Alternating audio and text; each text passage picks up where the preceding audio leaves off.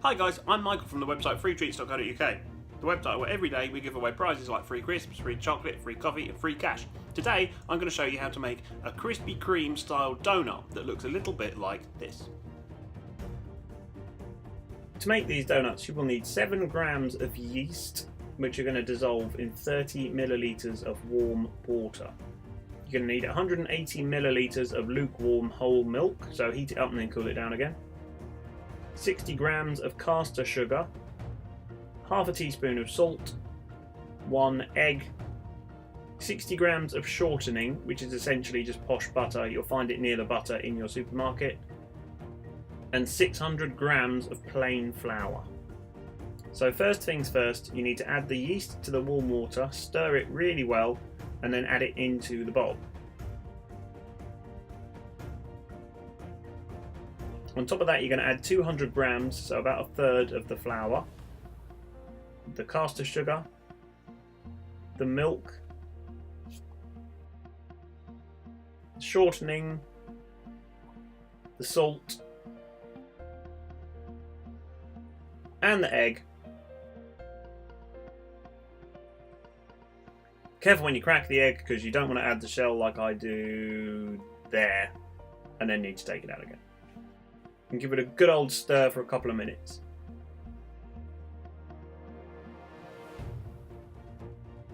So once it's stirred for a couple of minutes, you need to open it up, make sure that all the batter is together in the bottom of the pan so there's nothing stuck to the sides. Then get your remaining 400 grams of flour, whack it in there and give it another stir for another 3 or 4 minutes.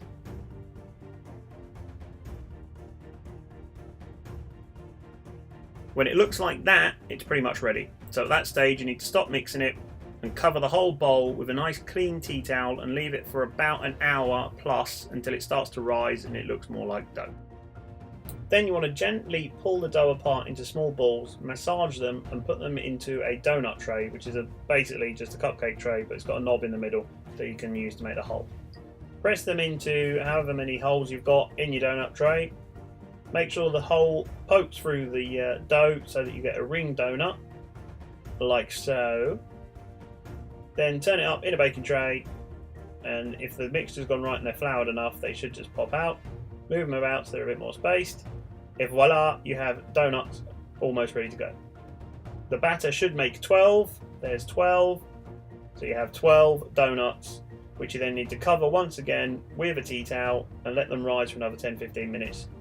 I'm going to cheat here and not show you how to fry a donut, but basically you need to fry them in oil for about a minute on each side, and then they should come out browned but not burnt.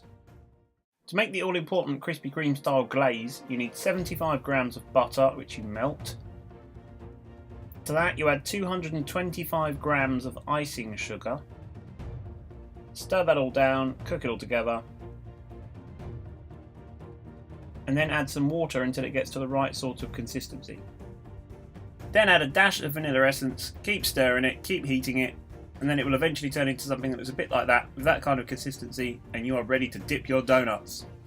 And donut dipping is quite self-explanatory. Mind out, because the glaze is going to be hot, so you want some kind of receptacle like those tongs, but you dip both sides of the donut in the glaze, then whack them in a pile of chocolate sprinkles, or hundreds of thousands, or whatever you want. You can just glaze them. You might notice there I have a can of Foster's on the go. I found that helped the process immeasurably. So dip both sides in the glaze,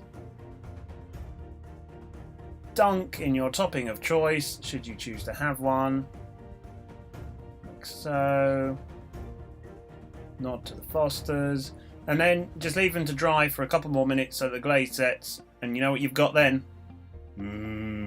Donuts.